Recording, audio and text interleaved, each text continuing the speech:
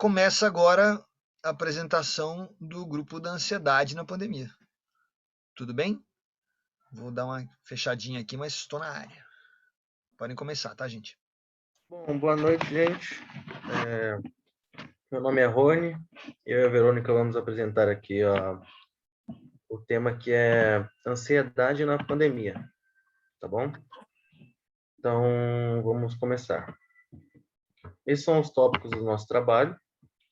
A gente vai falar sobre a ansiedade na pandemia, os sintomas, os métodos, e no final as referências.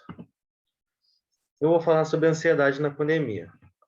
Então, isso basicamente é meio que um relato pessoal, porque nós dois a gente sofreu bastante com isso, a gente conversou bastante sobre.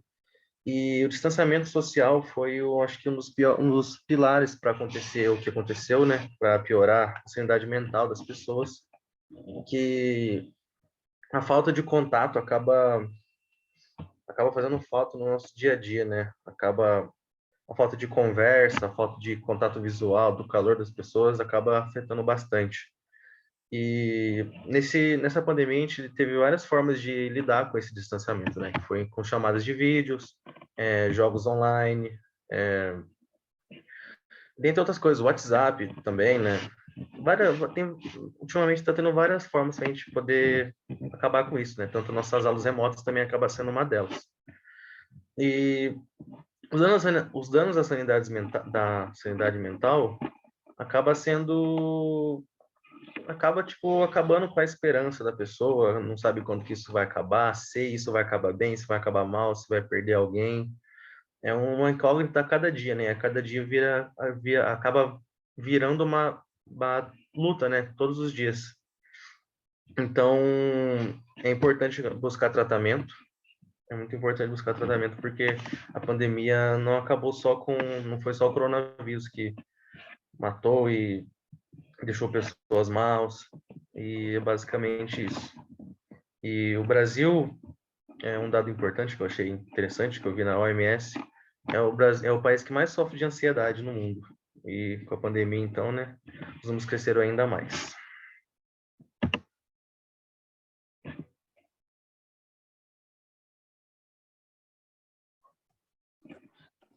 Eu não sei para vocês, mas para mim tá travado aqui. Tá aparecendo só ansiedade na pandemia. Não Isso, mudou às vezes aqui o demora um slide? pouco para passar.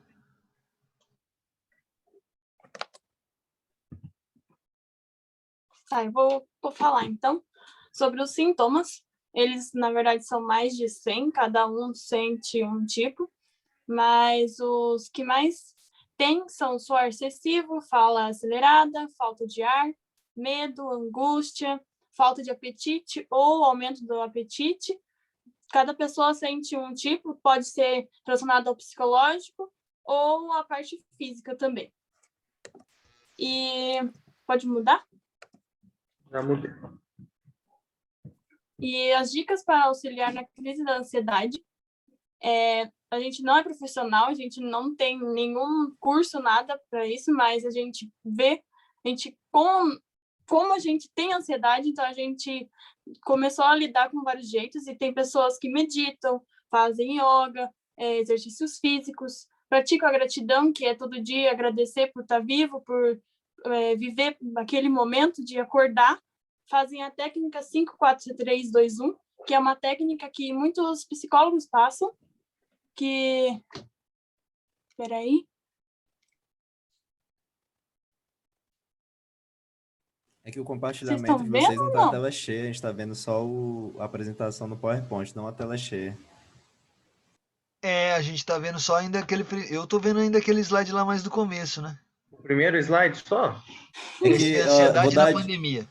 Você Deixa eu tem tentar que de novo aqui. compartilhar a tela cheia, porque se você compartilha o PowerPoint e abre a tela cheia, depois que compartilhar, ele não pega. Tem que botar a tela cheia e compartilhar a tela cheia. Então, espera só um pouquinho. Agora vai.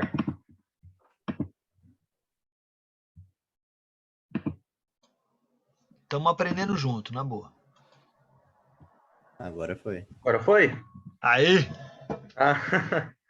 Esse é o slide dos sintomas que a Verônica falou anteriormente, tá, gente? Tá, então vou voltar a falar sobre as dicas para auxiliar na crise da ansiedade.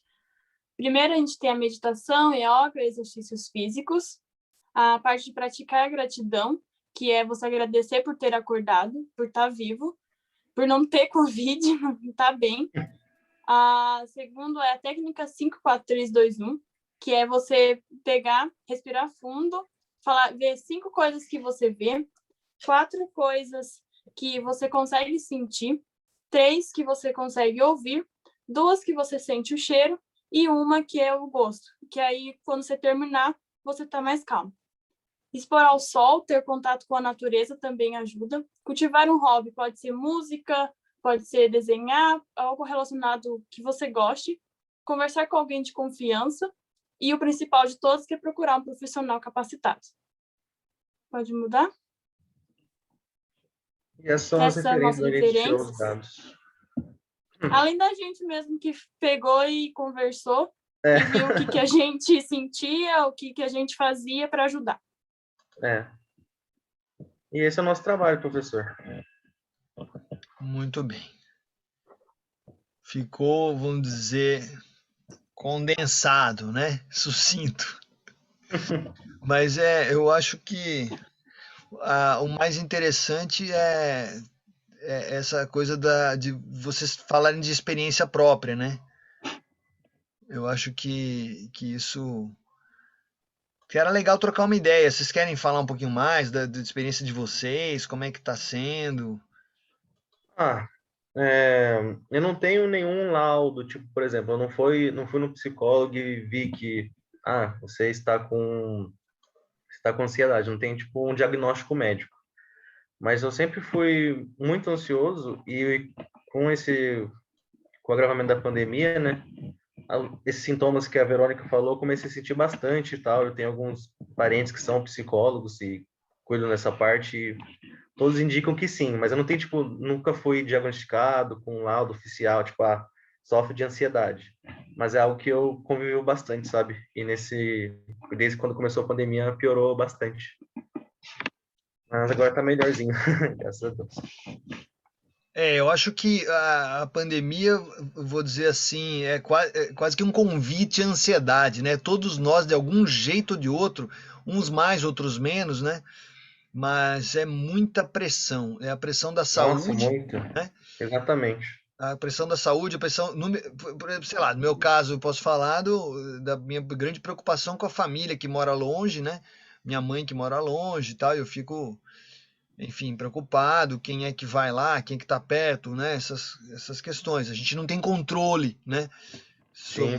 Sobre como estão as coisas distantes da gente, no que se refere a pessoas que a gente gosta, enfim. É isso aí. Agora, pensar que a gente está junto nisso, né? Se você tem alguém que está se sentindo ansioso e preocupado, sem contar a parte do trabalho também, né? A vida profissional tá bem tensa para todo mundo, acho, né? Muitas pessoas comentando isso, né? É muito difícil, né? O momento atual. Eu acho que a gente tem que pensar que estamos todos juntos nesse barco, né, gente? Tem uma coisa que eu tenho até tentado sai um pouco do assunto ansiedade propriamente, mas eu tenho tentado conversar com amigos, né? As pessoas andam um pouco sem paciência também, né? E, Sim. e eu acho que o momento agora é o contrário. A gente precisa compreender que tá difícil para todo mundo. Então, às vezes a pessoa reage de um jeito que não é legal, enfim, né? Mas a gente pensar, caramba, é a maneira como ela reagiu a uma dificuldade que é dela e é também minha, enfim, né? É que tá todo mundo sobrecarregado, né, professor? Essa é a Sobrecarregado, verdade. cara. Ninguém aguenta mais. Perguntas? Tem algum ansioso Pode, aí né? que quer falar? Eu comecei a fazer terapia esse ano.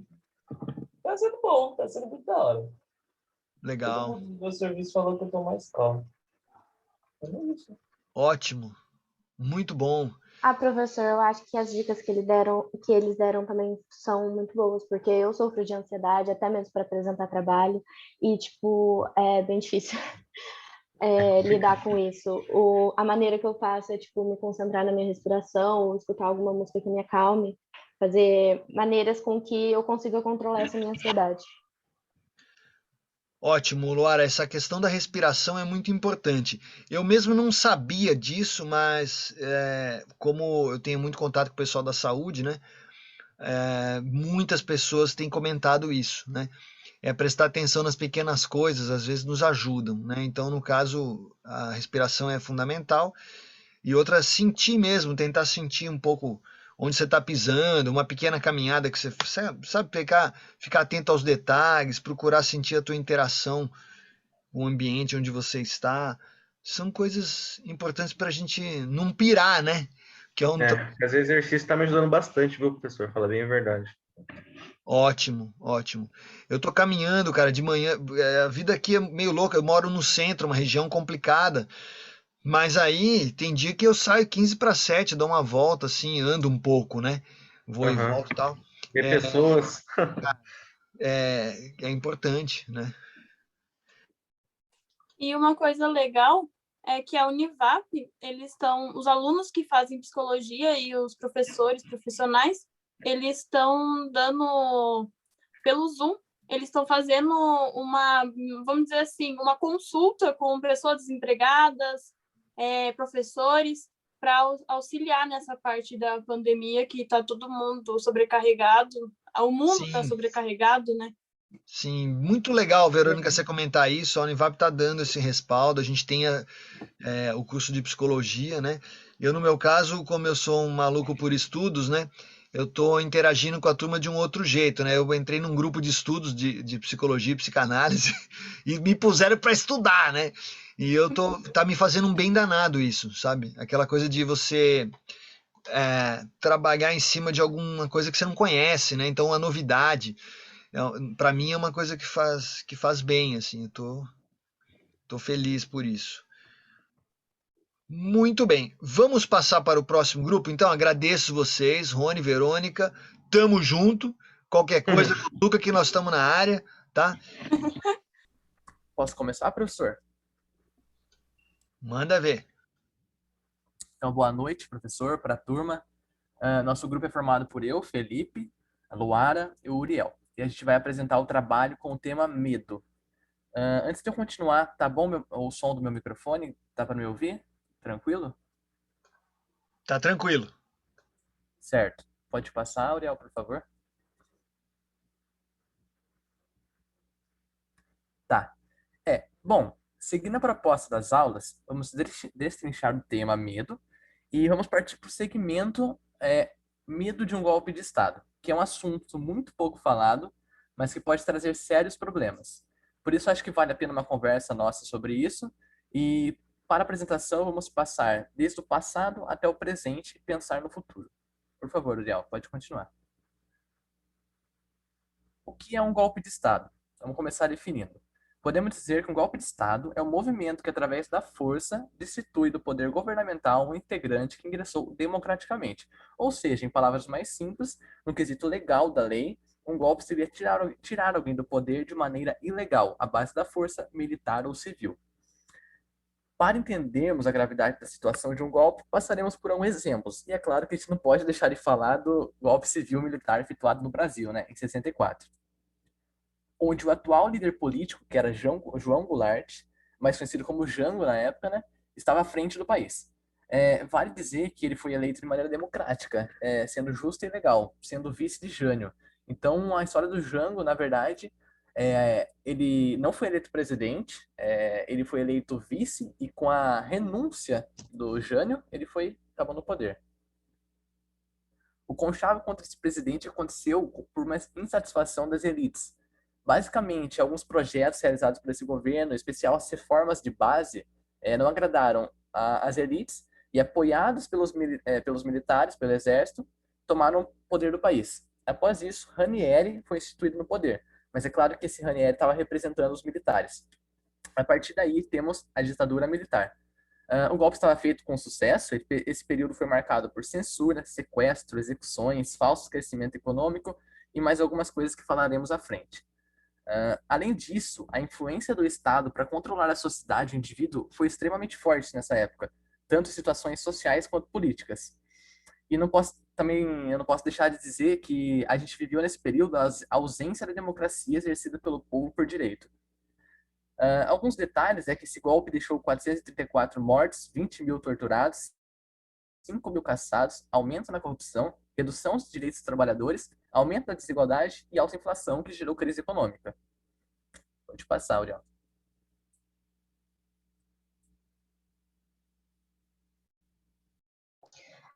Agora sou eu, professor, só um minuto. A tentativa do Trump foi que ele acusou da eleição ter sido fraudada para que ele perdesse. Então, ele pediu para os seus apoiadores para que não invadissem, mas sim para que tomassem, meio que numa tentativa de golpe de Estado, Capitólio. Mas ele não sabia a proporção que isso ia tomar. No entanto, que dias depois ele tinha tweetado para que não fossem agressivos. Mas não faz sentido, porque como invade sem ser agressivo? E no meio dessa confusão toda, Mark Zuckerberg até desativou as contas do Facebook e do Instagram do Trump para que ele não se pronunciasse e não causasse mais alvoroço. E Capitólio foi tomada por dias, até que estava cercado por bombas e tudo mais. Mas o maior erro do Trump foi não ter se aliado com os militares. Por causa disso, o golpe de Estado dele não vingou, porque ele não teve apoio o suficiente para fazer isso. Pode passar o slide.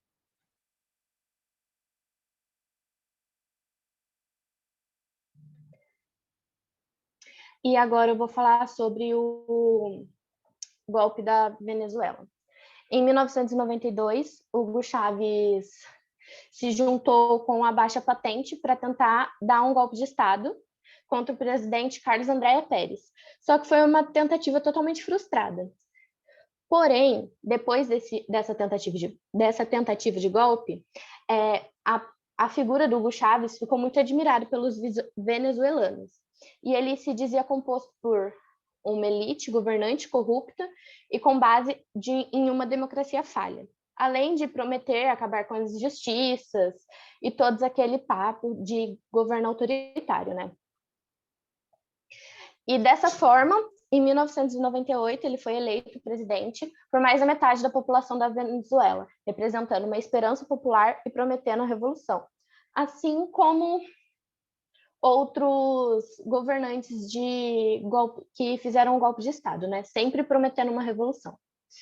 Em 99, ele convocou uma Assembleia Constituinte para alterar a Constituição do país, e com isso ele fez com que a Assembleia possuísse 99% dos assentos com políticos aliados. E essa alteração foi aprovada pelos venezuelanos em 72%. Porém, só 44% da população foi votar para essa alteração ser aprovada. E depois de uma outra vitória de Chávez no poder, né, no final de 2001, houve uma paralisação dos opositores ao regime chavista. No início de 2002, houveram alguns protestos em Caracas, tanto de oposição quanto os governos, quanto os favoráveis ao governo de Chávez, né? E em abril, algumas organizações de trabalhadores e empresariados fizeram uma greve geral e durante esse protesto,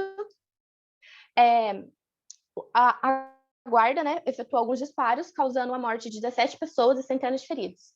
E isso foi o estopim para a tentativa de golpe do Pedro Carmona, que ascendeu no poder e já chegou alterando várias medidas, e numa delas foi anular essa nova Constituição, né, de 92% e dos assentos sendo de cargos aliados, e entre outras coisas que ele alterou na Constituição.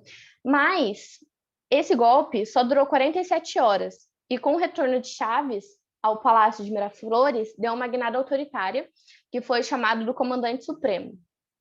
A partir daí, o regime passou a ficar mais rigoroso com os opositores.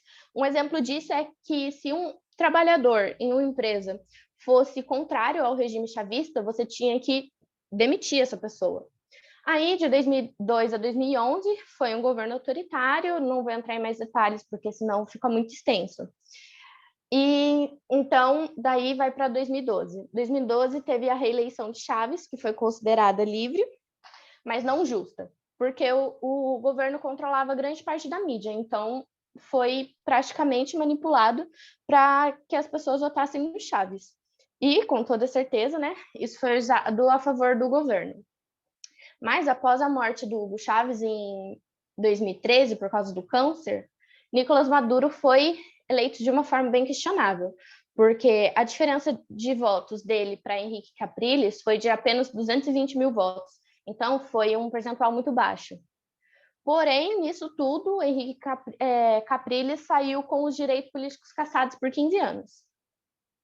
E, após as eleições, a crise econômica era constante, né?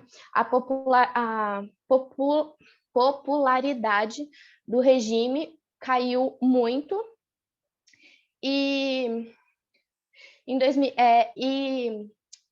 o governo não queria deixar mais que o governo do Maduro ficasse manipulando, fraudando os resultados. E eles decidiram que na próxima eleição eles iam ficar mais espertos para que não houvesse nenhuma fraude. Só que foi um fracasso total, porque em alguns locais de voto haviam gangues armadas que estavam simpatizando com o governo chavista.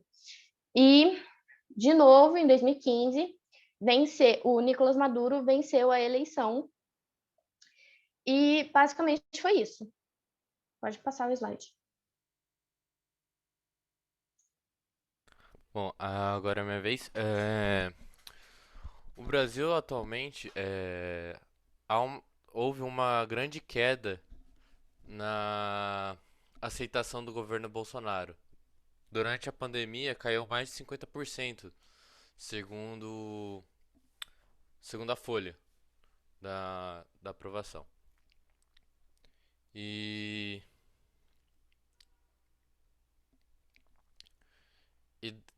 desde o começo da doença, o presidente vem negado a gravidade da doença, do coronavírus, né, no caso, deixando mais de 400 mil mortos e ignorando as medidas reconhecidas pela ciência ao combate da disseminação.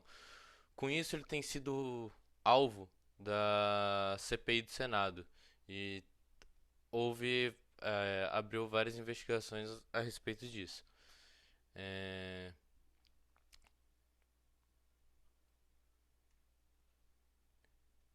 E houve um levantamento de apenas 24% dos brasileiros consideram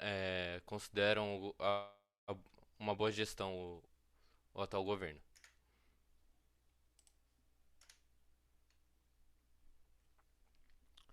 Motivos para que algum presidente ou indivíduo deseje fazer um golpe de Estado. Para que haja um controle sobre a sociedade e o indivíduo.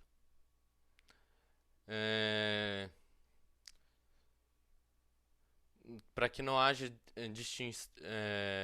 destituição do poder, então para que ele possa se manter no poder e que tenha um poder basicamente absoluto sobre o país e a sociedade nele.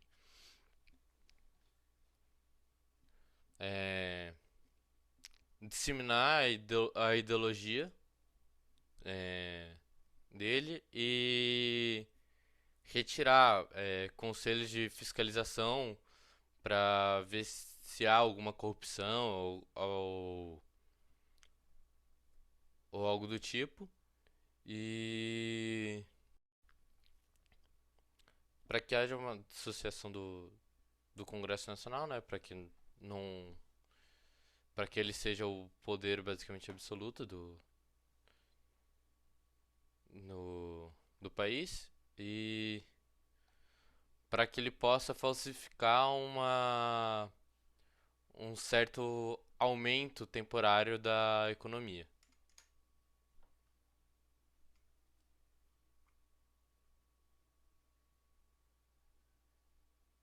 Beleza, vamos falar então um pouquinho dos indícios. Como a gente já viu bastante agora sobre o que aconteceu no Brasil, vimos tentativas, por exemplo, nos Estados Unidos, vimos também o caos que foi na Venezuela, tanto para o governo de Hugo Chávez, quanto para o governo atual, que se mantém lá desde 2015, após sua reeleição. Baseado nisso tudo, vamos ver então por que existem indícios hoje na sociedade acontecendo no Brasil. Não é novidade para ninguém que nosso presidente realiza entrevistas polêmicas, onde eu mesmo realizo frases desconexas, sem fundamentos e não pensadas com antecedência. O famoso fala que dá na telha, né? Convenhamos que há momentos para tudo. E no momento que você está numa entrevista representando um país, algumas coisas não se podem simplesmente falar com argumento de que é o que você pensa ou o que você imagina. Acho que a gente precisa de fundamentos. E isso é quase uma ofensa para os profissionais que avaliam dados e histórias. Frases controversas contra a saúde, como a gente já disse, tem de monte. Então, não são essas que a gente vai comentar. Estamos falando daquelas que fazem apologia ao movimento do controle do Estado sobre a população.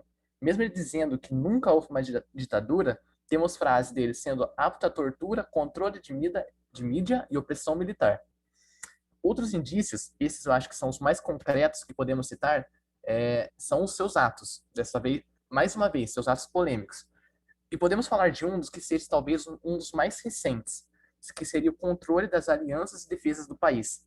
Recentemente, o Bolsonaro tirou do poder de maneira desleal, de acordo com a maioria dos militares, os comandantes dos exércitos brasileiros, que é a Aeronáutica, a Marinha e o Exército Militar. Mas, enfim, independente se foi de maneira desleal ou não, ele instituiu 3 novos comandantes. E o detalhe aqui é que 2 desses comandantes não seguem as normas de entrada e escolha, como é para ser seguido normalmente. Também outro adendo que a gente pode fazer é que os 3 comandantes que estavam no Exército, das defesas do Brasil, até serem tirados, eles eram declarados de política neutra. E agora esses novos não são declarados. Provavelmente são aliados partidários. Mas daí já não é uma coisa que eu posso afirmar, porque, como é um caso recente, eles preferiram não se manifestar. O fato é que os antigos eram de política neutra e agora não mais. Vemos também a crescente de militares nos cargos da política, e para a gente ver que isso é uma crescente realmente, o quão isso está maior do que os últimos anos, tirando o governo de Bolsonaro, o governo que mais teve militares nessas posições foi marcado por pouco mais de 2.000 militares. Atualmente atualmente que eu digo, foi um dado que eu peguei em janeiro. Nós tínhamos mais de 7.000 militares no poder, 7.000 militares em cargos de civis políticos. É isso, pode passar.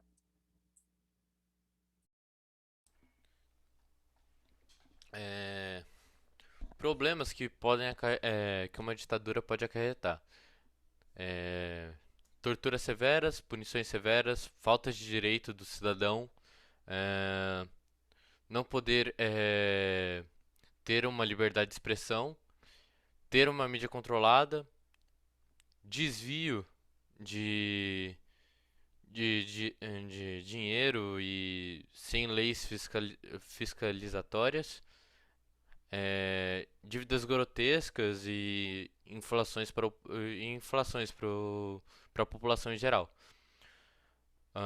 Um exemplo de desvio de dinheiro que pode ocorrer foi a construção da Transatlântica do Transamazônica, perdão, durante o regime militar, que começou a ser feita, gastou milhões e até hoje nunca foi finalizada.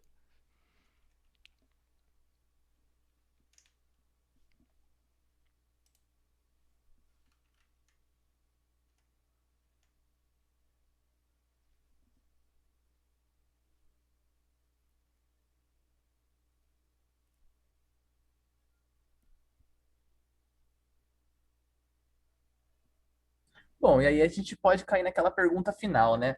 O problema das nossas aulas. Esse problema é um problema do indivíduo ou da sociedade?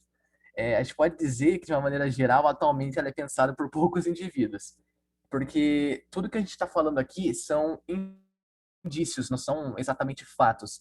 A gente se baseia em fatos passados e pega os indícios presentes. E a gente vê o que bate, o que parece e o que está se repetindo. Mas, de uma maneira geral, se isso acontece, claramente é um problema que afeta a sociedade inteira. Pode passar, Léo. Bom, então, após isso, a gente está chegando ao nosso fim. Obrigado pela atenção de todo mundo. E se alguém tiver alguma dúvida, quiser propor algo em debate, por favor, fique à vontade. Muito obrigado. Bom, ai, que legal isso, as referências, né? Daí, quando a gente vai fazer as apresentações, quando possível, a gente coloca os links, né? Se num futuro trabalho e tal. E aí colocar as datas de acesso também é interessante, né? Mas dá para ver que vocês leram bastante, né? E pode Professor, falar. se me permite, antes de continuar, eu separei os links, porém, assim, eram muitos, e muitos, e muitos, e muitos. Então, eu tenho uma Aham. lista no Word, se você quiser, eu te passo depois. É que aqui eu acho que não convinha no PowerPoint. Não, tudo bem, sem problema. Eu quero abrir.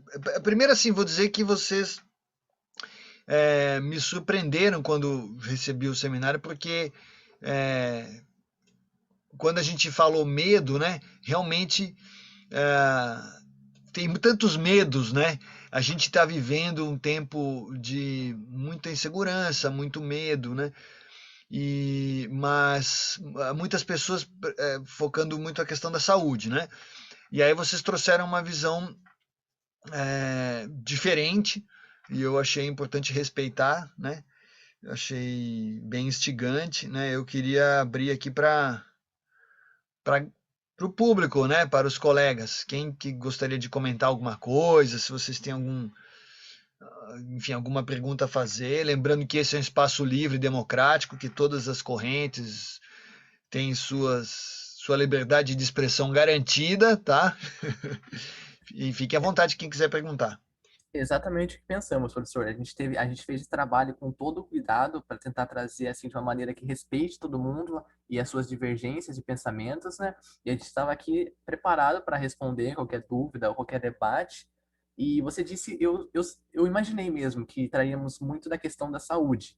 Então, até trouxe um dado legal que, de acordo com eu não vou lembrar o nome da instituição brasileira da época que fez a pesquisa, mas após o período de 64, que a gente teve a ditadura, cerca de 76% das pessoas, 76 não, 66% das pessoas do Brasil não aprovaram a saúde daquela época, achavam que era muito injusta.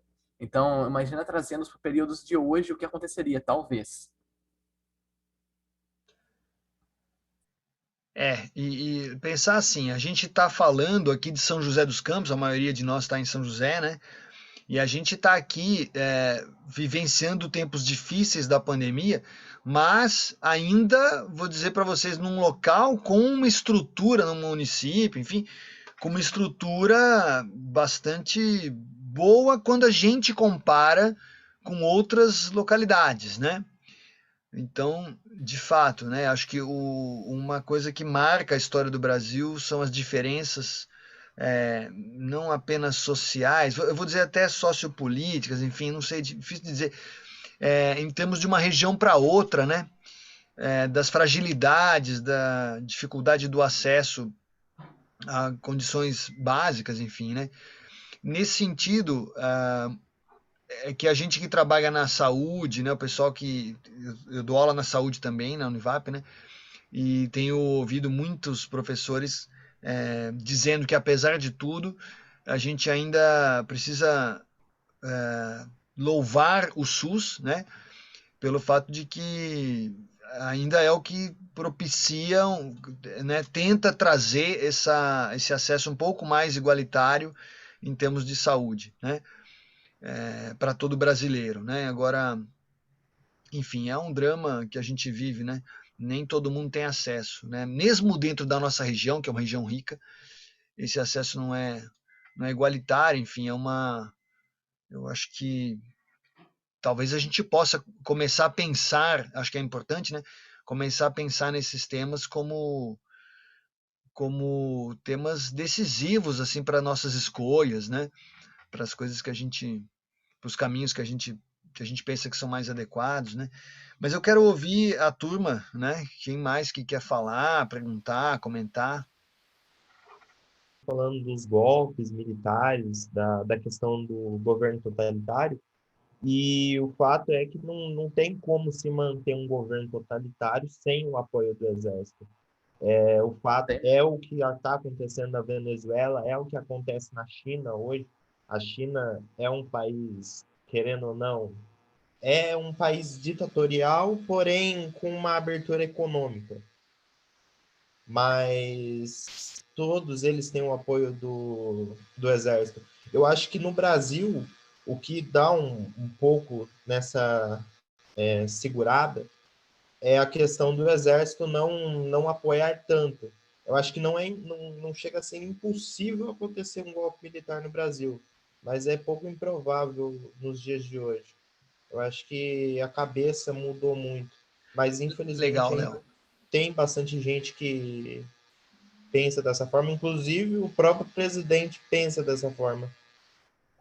Sim, Ô, foi Legal, Léo. exatamente por Legal esse você. motivo que a gente citou o Trump, né? Porque ele não teve o apoio dos militares e, consequentemente, o golpe dele não deu certo, fracassou. Além de ser um acontecimento muito atual, né? Uriel, você pode Sim, botar um sim. slide, por favor? Para mim, só dar uma comentada. Isso. O legal é que Claro. esse slide do Indícios, sobre esse apoio militar é muito verdade. Se ele conseguir, eu penso assim, qualquer presidente que for totalitário conseguir se aliar ao exército, ele tem o que ele precisa para fazer um golpe de Estado.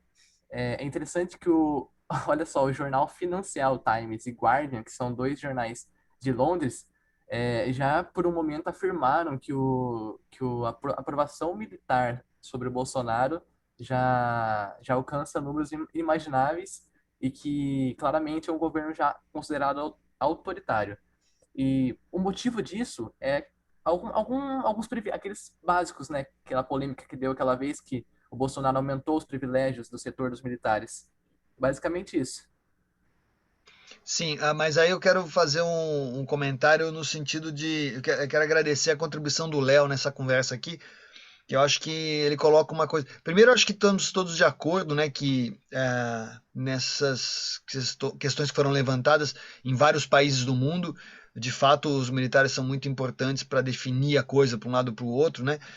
Mas eu tô com o Léo num aspecto, assim, a gente tem contato com pessoas de um jeito ou de outro vinculadas às Forças Armadas, e assim, me parece, eu vou falar, é uma opinião pessoal, tá aqui, mas me parece mesmo que existe uma divisão grande, assim, acho que não tem, eu acho que tem muitas pessoas, né, tanto no Exército como nas outras Forças Armadas, que não querem se envolver em aventuras, assim, sabe, não estão não querem bancar alguma coisa nesse sentido ditatorial, enfim, o Brasil tem um histórico aí. Então eu acho que a multiplicidade de opiniões é uma coisa boa, é uma coisa positiva, né? Eu acho que a gente tem, eu até agradeço isso, acho que é bom que se discuta, é bom que existam divergências, né? Enquanto houver divergências, a gente tem tudo para manter e defender a democracia, né? Até mesmo, Tem um outro ponto também, né, puxando a partir dessa conversa, que é uma questão que está se falando muito, né, sobre a questão do tipo de voto, né, essa coisa voto impresso, tem várias pessoas levantando essa questão de voto impresso. Não vou nem aprofundar muito porque não dá tempo, né, mas assim, eu vejo sinceramente, eu acho que isso não é uma questão é, real. Acho que a gente tem como. É uma falsa questão. Acho que é possível resolver esses pontos, né? De você casar uma urna eletrônica com voto impresso, isso não é problema. Se a gente conseguir, e o Brasil tem, tem tido muito sucesso nesse aspecto da votação das eleições, né? O mundo inteiro tá atento a essa tecnologia que a gente usa, tal. Então eu não vejo problema de fazer vamos dizer, um sistema casado aí. Talvez isso seja interessante no sentido de evitar que fique de um jeito que uma parte gosta, outra parte põe defeito, o outro jeito. Então a gente sair desse binarismo, né? Sair dessa polarização que às vezes contamina uma discussão que eu acho sinceramente que é desnecessária, né? Então, beleza, vamos fazer um sistema casado aí, vamos desenvolver uma tecnologia. Isso não é problema, né? O que a gente tem é que discutir questões sérias mesmo, discutir saúde, acesso de todo mundo à vacina. Esses são realmente os pontos, né? Que a gente tem que centrar nossos esforços, né? Mas eu quero acreditar que o Brasil está amadurecendo, enfim, que a gente está, enfim, todo mundo é um momento de reflexão, todo mundo está refletindo, né? E acho assim, gente, que o momento atual pede é uma coisa que eu tenho defendido, isso é polêmico, mas a gente tem que acolher o diferente, a gente tem que estar aberto a ouvir, porque se começa uma questão de bullying, né? Começa aquela coisa do, eu te falei, eu bem que disse, a gente tem que tomar cuidado com isso, gente, né? O momento agora é de tentar trabalhar pela união do país, o país ficou rachado, né? E nós estamos sofrendo com isso, né? Então, a gente ter essa, vamos dizer, essa generosidade. Eu sei que tem gente que está de saco cheio e fala, nossa, mas eu não quero conversar. Não, eu acho que a gente tem que realmente pensar em construir um diálogo, estar disposto a conversar, tentar, de alguma forma, acalmar um pouco os ódios. Houve uma coisa assim, ficou muito futebolística a discussão no Brasil política, né? E a gente tem condição de ir muito além disso, fazer muito melhor que isso, né?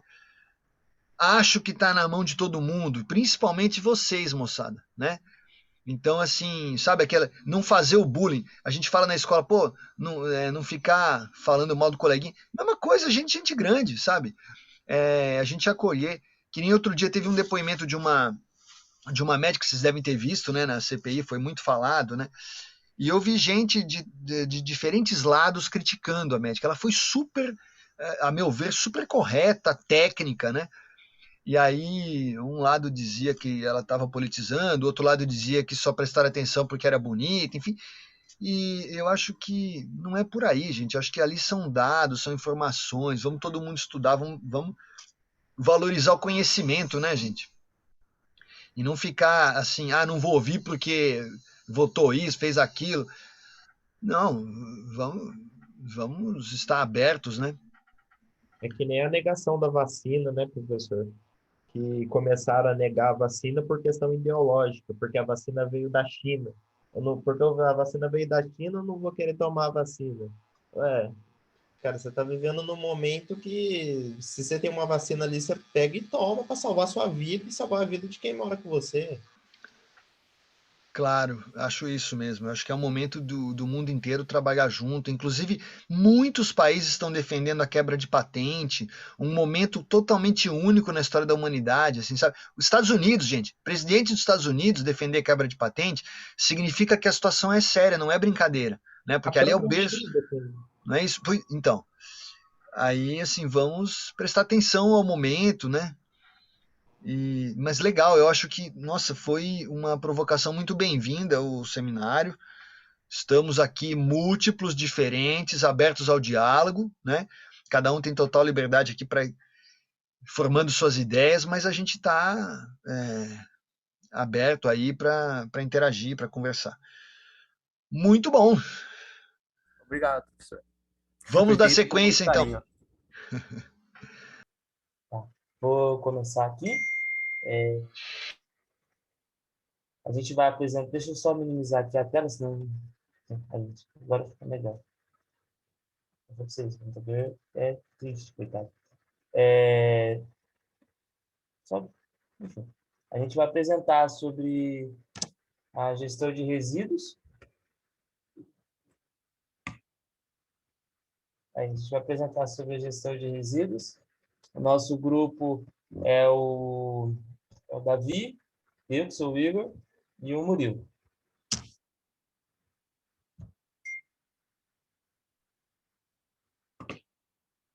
Davi.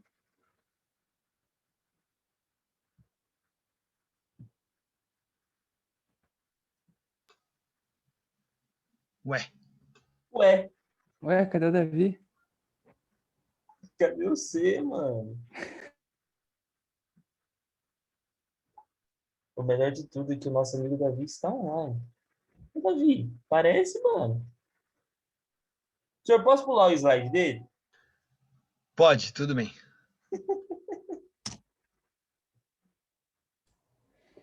Então, eu vou falar sobre resíduos e rejeito. Muitas pessoas pensam que os resíduos e rejeitos são sinônimos, eu diria, mas não são. Resíduos normalmente são sobras de produtos que podem ser reutilizados ou reciclados após isso. Normalmente são copos plásticos, garrafa PETs e latas. Rejeitos é tudo a sobra que não dá para reutilizar. Um desses exemplos são os lixos de banheiros e os lixos hospitalares, que normalmente têm um lugar certo para o descarte.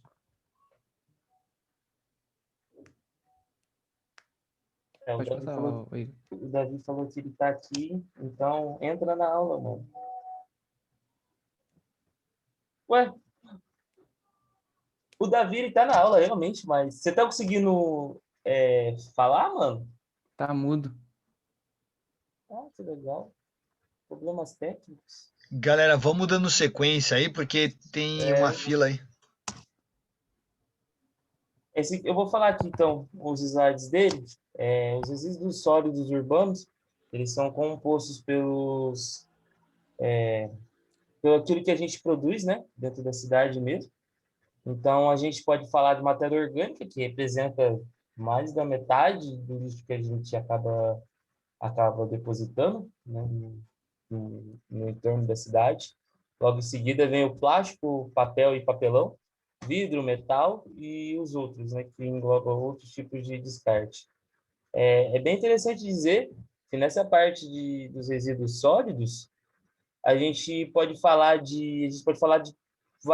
quase tudo que pode ser reciclável, né? Então a gente pode falar do plástico, que hoje tem muito carro, né? Eu acho que a própria linha da Volkswagen, os bancos, eles são feitos de malha de PVC.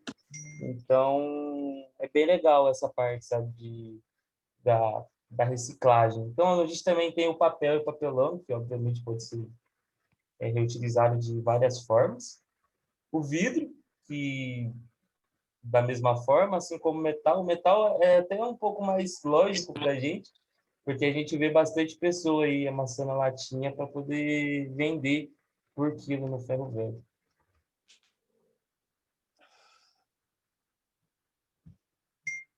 Você tá aí agora, Davi? Tá me ouvindo? Sim, agora sim. Aí, garoto.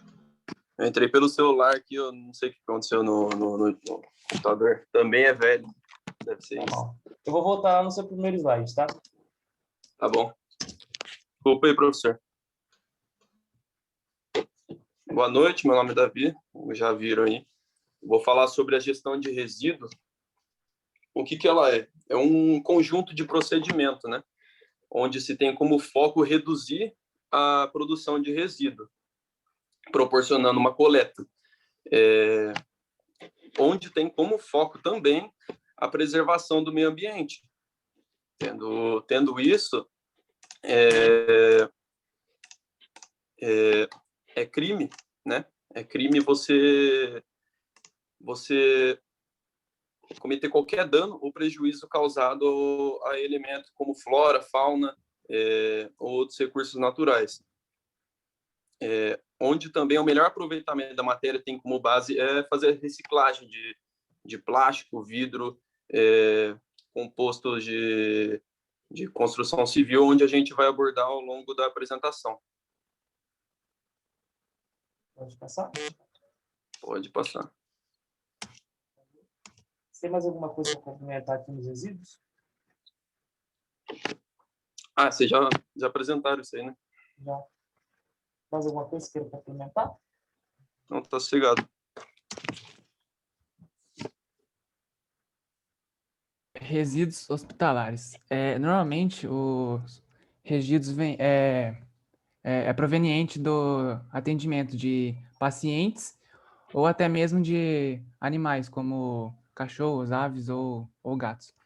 E dentro dos hospitais, nós temos 5 grupos, que são os grupos A até o E. O grupo A é o grupo infectante, que normalmente são algodão, luvas, os aventais que os médicos usam. No grupo B são os medicamentos e os reagentes. No grupo C é os radioativos. São resíduos de serviço e também materiais usados na radioterapia. No grupo D são os lixos comuns, que são sobra de alimentos, essas coisas. E o grupo E são os perfurocortantes, que são agulhas, bisturis, lâminas de vidro.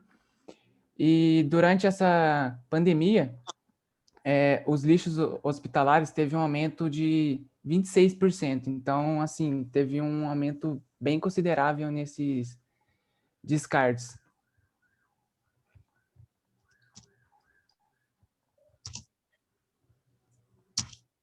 Ué. Foi. Só dar uma travada aqui. Falando sobre resíduos industriais, a gente tem uma vasta gama de resíduos e geralmente são os resíduos que são os mais complicados de serem tratados. Igual vocês estão olhando aí na imagem, um dos maiores problemas dos resíduos industriais são os resíduos eletrônicos, que está nessa imagem bem do meio, que aí a gente pode citar capacitor, a gente pode citar bateria, pode citar pilha, né? Que são coisas que, se você descartar da forma errada, quer dizer, assim como tudo, né? Tudo que é descartado da forma errada, você vai ter prejuízo, né? Para o meio ambiente, obviamente. Só que, por exemplo, se você descartar uma pilha errada no meio ambiente, você pode fazer com que ela abra e que ela solte os componentes químicos que ela tem de dentro e acaba contaminando o solo. Isso vale para tudo que é eletrônico, por isso que a gente vê bastante em loja de eletrônico, tudo mais, aquele lugarzinho lá, né, para você descartar pilha, bateria, até mesmo o celular. Porque lixo eletrônico, ele precisa ser tratado, ele não pode ser jogado diretamente.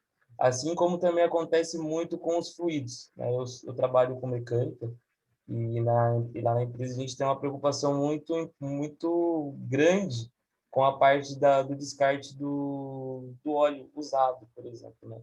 Porque a gente não pode simplesmente pegar o óleo e lá, por exemplo, caiu o óleo no chão da oficina e a gente vai lavar o chão e vai jogar aquele óleo para fora. Não, inclusive, talvez uma curiosidade, acho que alguns podem saber, mas se você entrar no posto de gasolina e você vê aquelas canaletas, né, que o posto tem em torno do posto inteiro, são justamente para evitar que o combustível passe para a rua.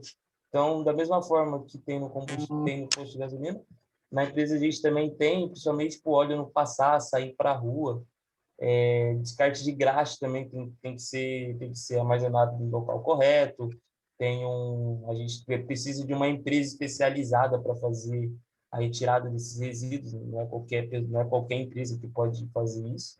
E ainda incluindo, né, dentro do âmbito industrial, a gente também pode falar da ISO 14001, que assim como a ISO 9001 que existe para o controle de qualidade, né, da empresa, seja de peça, de serviço, de qualquer outro tipo de coisa, você também existe com uma certificação ISO 14001, que é da gestão da qualidade ambiental, né?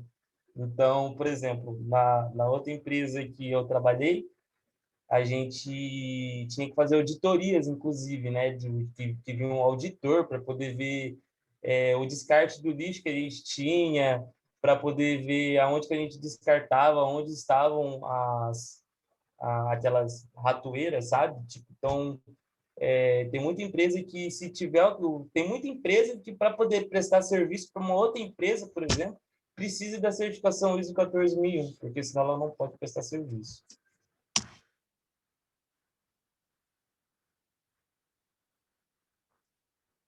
E aí, cara, você não vai passar, não? Aí,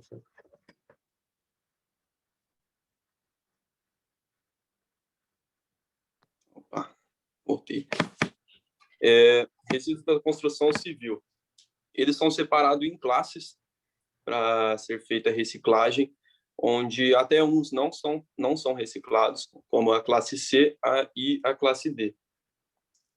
Normalmente, o resíduo da construção civil no Brasil é chamado de entulho, onde o brasileiro produz, em média, meia tonelada de resíduo na construção civil por ano. Dentre eles, como eu disse, a classe A, onde são os trituráveis, como tijolo, telha, areia. A classe B, que tem madeira, papel. A classe C, onde não é reciclado, isopor, gesso. E a classe D, onde são os resíduos perigosos, tinta, verniz, entre outros, como solventes aí. Pode passar para o próximo aí, Igor. Os resíduos nucleares, eles não têm, afinal, um propósito prático, né? São formados por resíduos elementos químicos radioativos, onde, como ele não tem um propósito prático, então ele só é da maneira correta, onde que é muito cautelosa a maneira que é descartado ele, né? Onde ele é guardado dentro de um recipiente vitrificado, né? Envolvido de aço carbono, depois de carbonite, colocado dentro de um poço, e em volta vai o concreto, né? E fica descartado até o nível de radiação ser zerado. Pode passar para o próximo.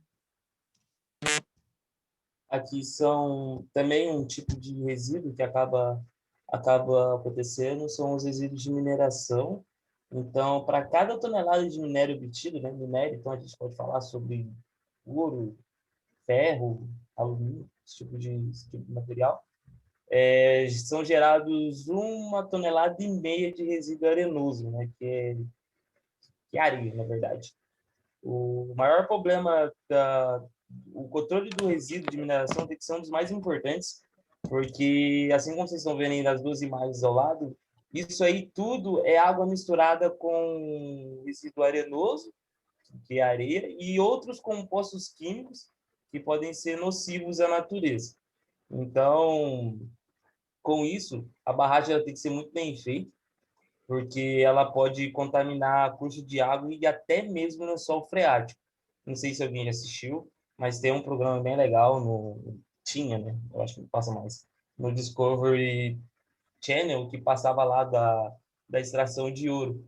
E nela dava para ver bastante, né, o que eles faziam. Eles não só destruíam o local onde eles estavam, mas eles também...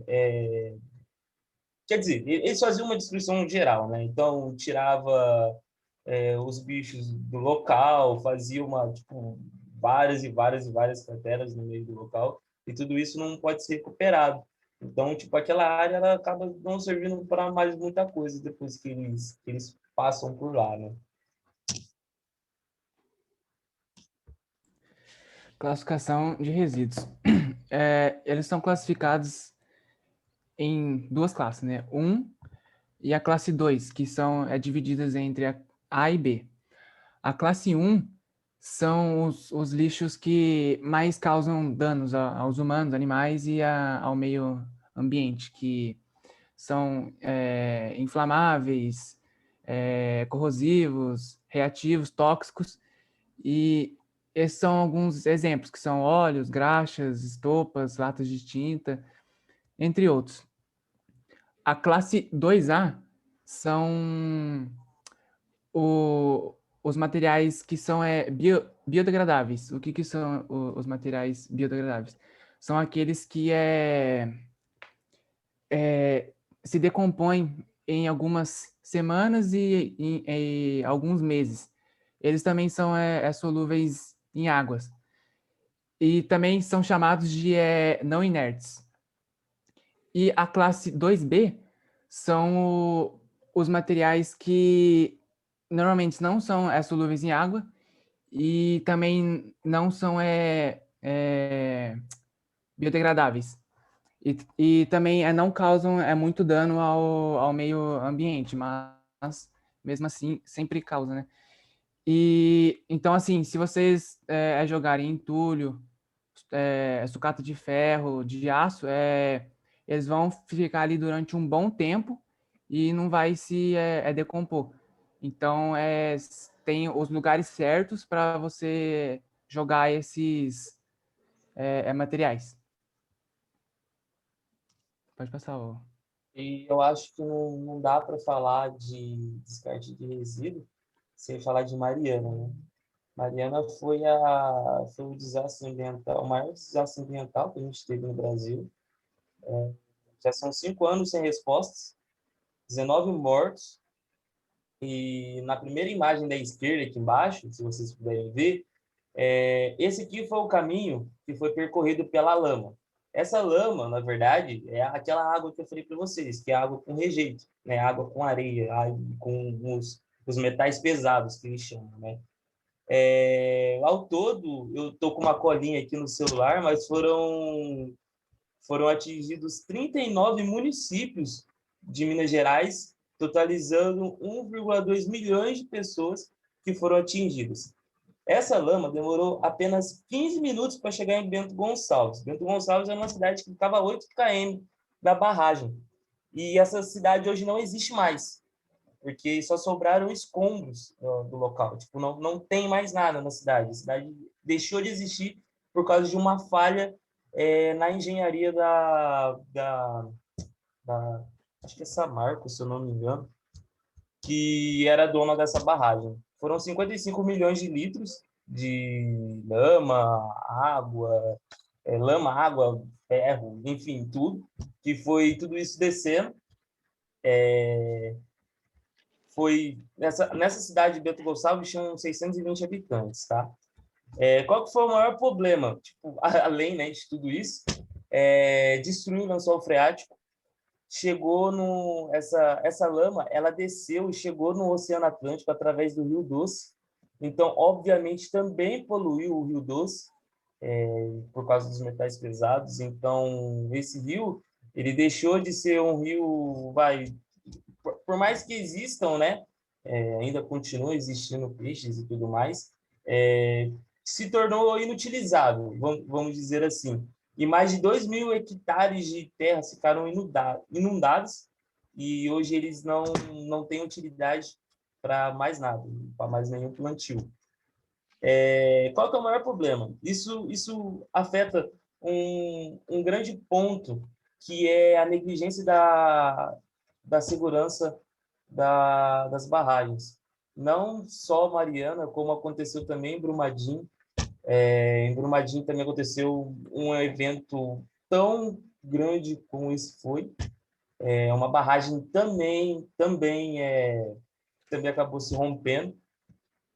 E apesar de aqui estar dizendo, né, que são 5 anos sem respostas, existem muitas provas, né? E uma delas é que a parte de segurança. Então, essas barragens, elas têm que ser vistoriadas regularmente por uma pessoa que seja, né, vamos dizer assim, certificada, tipo um engenheiro. Tanto é que os engenheiros de segurança, né, os engenheiros responsáveis pela barragem foram presos inicialmente, porque quando a gente, né, todo mundo que está aqui, quando se formar, vai pegar o CREA. E o CREA é uma responsabilidade técnica. Então, qualquer coisa que der errado, você é 100% culpado daquilo que aconteceu. Então, como os engenheiros, vamos dizer assim, atestaram que a barragem estava íntegra, né, que ela não corria risco para nenhum tipo da sociedade, eles foram presos. E fala, né, tem vários documentários que falam, né, que eles burlaram leis, falsificavam documento, tipo, tudo isso para que pudesse ter um maior lucro, né, e obviamente continuasse a produção de ferro e tudo mais. No caso, foi essa marca e a Vale. A Vale foi de Brumadinho, essa marca foi de Mariana. Essas cidades tipo, tiveram um grande impacto. Até hoje, eu estava dando uma olhada aqui, parece que até hoje tem mais de 10.000 pessoas que precisam ser indenizadas. Então, e aí aqui mais um, só para poder finalizar, a maioria dos peixes que estavam no rio morreu e 26 espécies sumiu da água.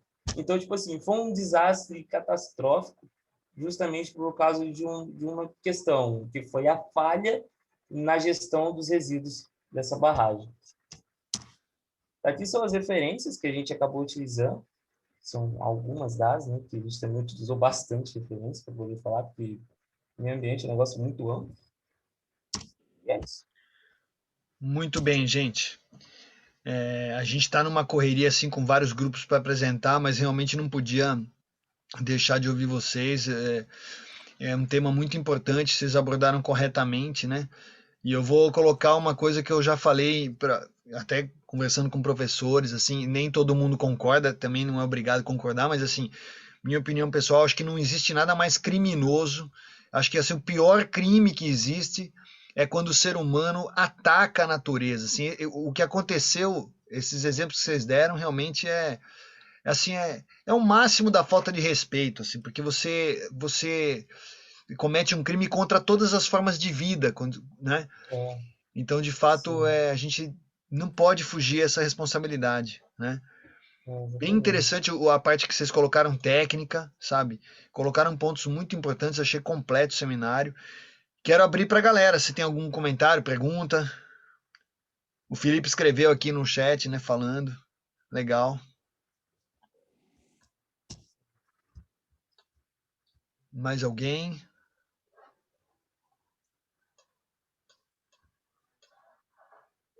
Eu achei que está muito bom. Essa parte do meio ambiente realmente é muito ampla. E dessa marca, eu lembro que na época eu estava no Senai e eu fazia mecânica de usinagem. Então, querendo ou não, a usinagem acaba mexendo diretamente, né, com aço e tudo mais. E eu lembro que na época a nossa sala acho que tinha 16 ou 17 alunos. Foi tanto tópico para a gente abordar sobre o desastre de Mariana que deu, tipo assim, deu tema para todo mundo, para todos os alunos da sala, praticamente para todos os grupos, porque apesar eu tentei resumir ao máximo o que foi o desastre, mas existem muitos parâmetros técnicos ali dentro que você percebe que o problema não está só na barragem, sabe? Tipo, é uma cadeia, assim, que vai começando lá do topo, sabe? E vai chegando até o final e você vê que, na verdade, claro, eu falei, a responsabilidade foi dos engenheiros. Só que, na verdade, existem muitas pessoas que estavam no meio e tudo isso tipo, só para poder obter um maior lucro. E, no caso, tipo, eles destruíram 1/3 de Minas Gerais por causa de um, como que eu posso dizer,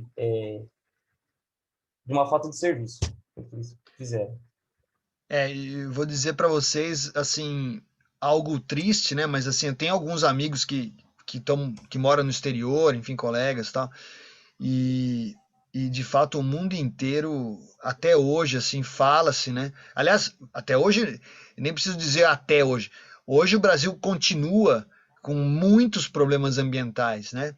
Então, quando a gente pergunta, eu às vezes pergunto, né, como é que tá, o que tem se falado do Brasil aí fora e tal, sempre vem a questão ambiental, a preocupação com uma série de questões.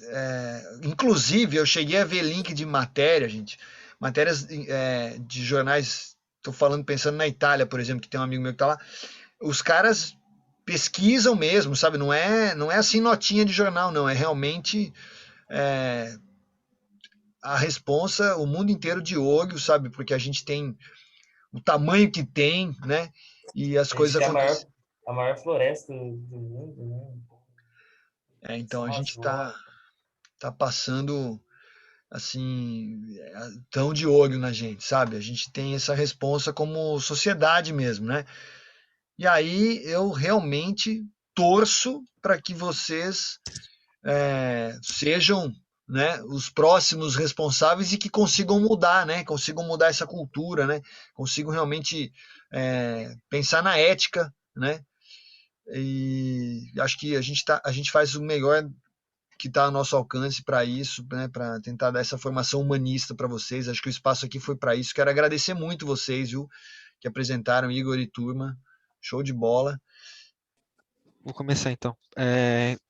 Boa noite, gente. Nosso trabalho é sobre socialização e ele é composto aí pela Camila, Daniel, que sou eu, o Fernando, a Nathalie e o Thiago. Pode passar, por favor. Alô?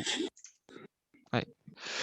E nesse nosso trabalho a gente vai abordar aí a introdução, que será feito por mim, que eu explicarei mais ou menos o que é a socialização, e ao longo dos tópicos vocês vão vendo tudo que a gente vai abordar. Pode passar. Então, na introdução, gente, para a gente começar, o que é para a sociologia essa parte do nosso trabalho? Então, para a sociologia, o processo de socialização define-se como sendo a assimilação de um determinado indivíduo ou grupo pequeno. E a assimilação, o sociocomportamental e de cultura, torna-se própria daquele indivíduo que aceitou e assimilou. Pode passar. As fases da socialização. Tudo começa, gente, na nossa infância, segue para na nossa adolescência ali, na nossa juventude, e depois vai tudo que a gente viveu na nossa infância e na nossa adolescência, sendo com nossos amiguinhos, sendo num grupo de escola, na nossa igreja, num trabalho de escola, quando você está lá segurando a sua cartolina na escola, todo tremendo, isso tudo faz parte de uma socialização e de uma entrada aí do indivíduo como um todo na sociedade. Então, a socialização acontece em todas as etapas das nossas vidas, porém, ela fica mais evidente na infância. Nos nossos primeiros anos de vida, passamos pela socialização primária, e seu agente inicial normalmente é a família, que nos auxilia e interioriza na linguagem de regras básicas do comportamento. Então, é isso que eu disse para vocês, nossos amiguinhos, nossos grupos de escola, e até mesmo nossa família, o que a professora ela vai ensinando o que pode, o que não pode puxar o cabelo do amigo, ou até mesmo os seus deveres como um membro da sociedade. E em um primeiro momento, a escola ocupa um papel central nessa caminhada. E depois de sermos socializados em outros ambientes coletivos, como a igreja, o trabalho de grupos de afinidade, somos aí jogados da infância para a nossa adolescência. Pode passar. Mas afinal, qual a importância da socialização? E, como eu disse, tudo o que a gente aprendeu na nossa infância e adolescência vai remeter o que seremos na nossa fase adulta. E a nossa fase adulta remete à socialização que o indivíduo teve nas fases anteriores, infância e adolescência. Sendo assim, a maioria dos atos que fazemos na vida adulta são reflexos de tudo que já aprendemos em nossas vidas, seja com nossos pais ou com nossos colegas de classe. Sendo assim, pode passar.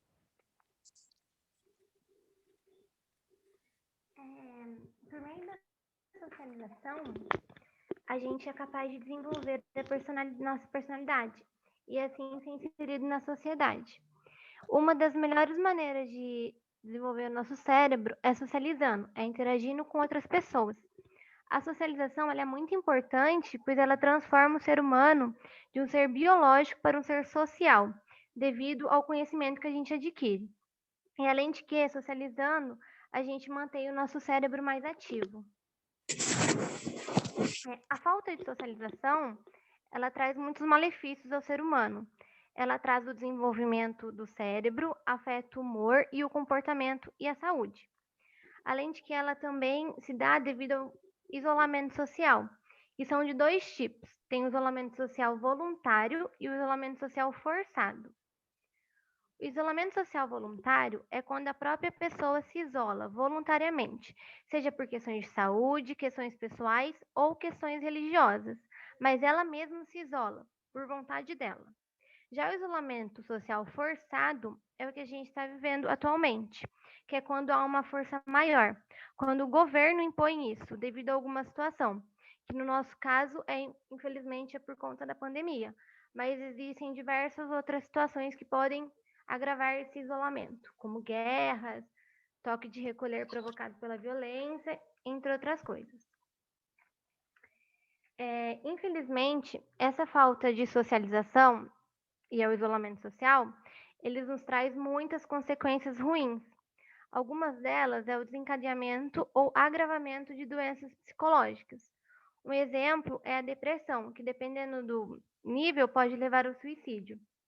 E quando se vive o isolamento social forçado, ele pode gerar crises financeiras, queda extrema nas vendas e falta de arrecadação, que é o que a gente está vivendo. E na situação que o país se encontra, o índice de doenças psicológicas tem aumentado absurdamente por conta de estar vivendo esse isolamento social forçado. Isso nos mostra o quão importante a socialização é para a nossa saúde mental. Eu vou falar um pouquinho sobre como colocar em prática a socialização, que pode usar hobbies ou passatempos, que são pontos de partidas para socializar e conhecer pessoas com os mesmos gostos. Esportes também são ótimos para a socialização, na qual estimulam o trabalho em equipe, além de cuidar da saúde física e mental. E também ter um animal de estimação é uma maneira de interagir com novas pessoas. Por exemplo, quando você está frequentando um local destinado a esses animais, você pode fazer contato justamente perguntando sobre informações úteis, como indicação de pet shops e veterinários de confiança. Visitar locais públicos, como parques e praças, é uma maneira de aproveitar o dia e também de conhecer mais o bairro e ter contato com pessoas que você não conheceria em outros locais. Pode passar.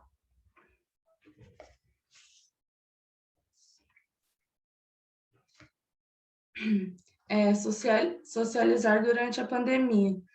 Aqui são algumas sugestões de como aproveitar o tempo em casa durante a pandemia, que se conectando com pessoas que você gosta, com as redes sociais e por videochamadas, fazer também pequenas socializações, para quem não gosta muito de videochamadas, que pode ser até mesmo interagindo com seus amigos nas redes sociais, e também agendar, você pode agendar uma noite de cinema durante a semana, seja com a família ou à distância com os amigos, para assistir um filme que queira há muito tempo. E também os jogos online, que também pode ser usado como passatempo. Pode passar. Superando os desafios da socialização. Primeiro, essas aqui são algumas dicas, não tem nenhuma regra de como se socializar, mas como superar o medo mesmo de socializar e interagir com alguém. E o principal é ignorar a ideia que você tem que ser extrovertido para se comunicar, e sim abrir-se um pouco com a pessoa e permitir que ela veja como você é. E também focar na presença para aprender a ouvir e depois se expressar com suas palavras. E terceiro sorrir com frequência, estimulando o outro, aumentando a autoestima e a confiança. E como em todas as coisas da vida, moderação é essencial, por isso é necessário ser respeitoso e honesto, para manter a conversa amigável. Pode passar.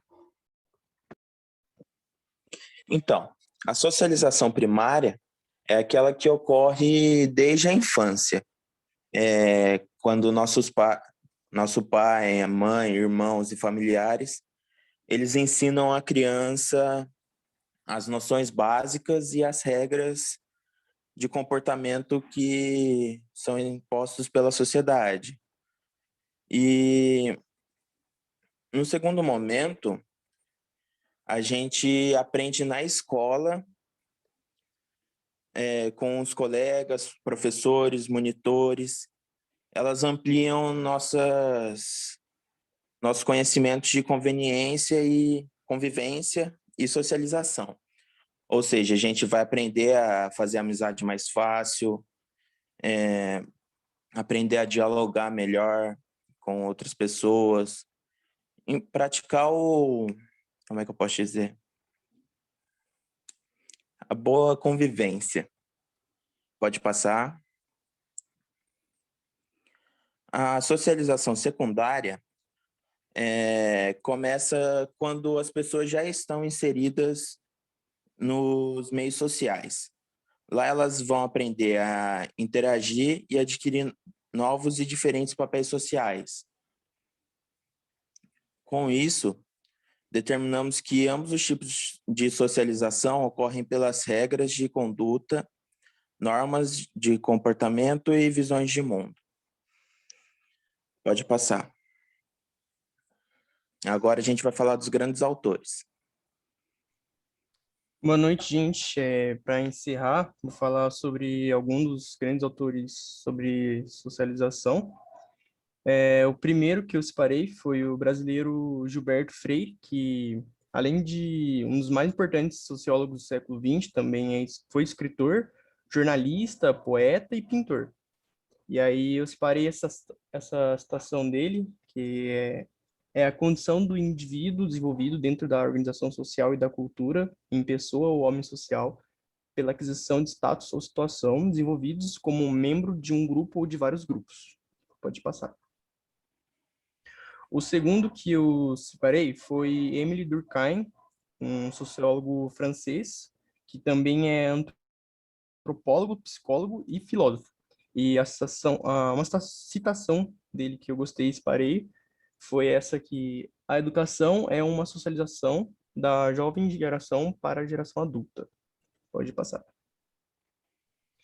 E outros dois grandes autores, e um dos principais, eu acho, sobre socialização, foram esses dois, que é o Peter Berger e Thomas Luckmann. Pode passar. Que eles juntos criaram uma obra muito famosa, onde eles explicam a sociedade como a realidade subjetiva, que é essa aí da foto, que é a construção social da realidade tratado de sociologia do conhecimento, que é muito famoso e que foi publicado em 1966, eu só eu errei um 9 ali, na verdade é 1966. E é isso. Muito bem, com as fontes. Olha aí, a gente não combinou, mas é como se tivesse combinado, hein?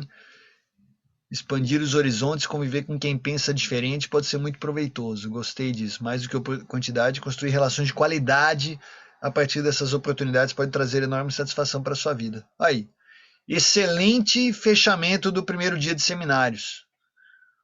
Muito bem, gente. E legal vocês trazerem esse destaque para nomes importantes, pessoas que cuidaram, que estudaram socialização. Claro que são alguns nomes, porque na verdade é muita gente, né? Tem muita gente que a gente poderia citar. Mas acho que cumpriu bem o objetivo, né? Falaram bem. Então, professor, eu achei muitos, mas aí eu peguei só uns 4 que eu achei. Não, tá ótimo. Ficou bom. Sabe, um brasileiro, né, para dar aquela média. E aí eu peguei um francês lá também, o Durkheim, que é muito famoso. E eu acho que os dois principais, né, de socialização. Legal. Não, tá bom. O Gilberto Freire é um nome importante mesmo de citar. A gente teria o Florestan Fernandes também, e a gente tem mais recentemente o Gessé Souza, que é um cara que tem uma visão muito crítica, né, que está muito assim atuante hoje em dia. Mas está ótimo. Vou abrir comentários rápidos da plateia. A gente está assim estourando o nosso horário, mas se alguém quiser comentar, aqui o espaço é livre, democrático. Tranquilos?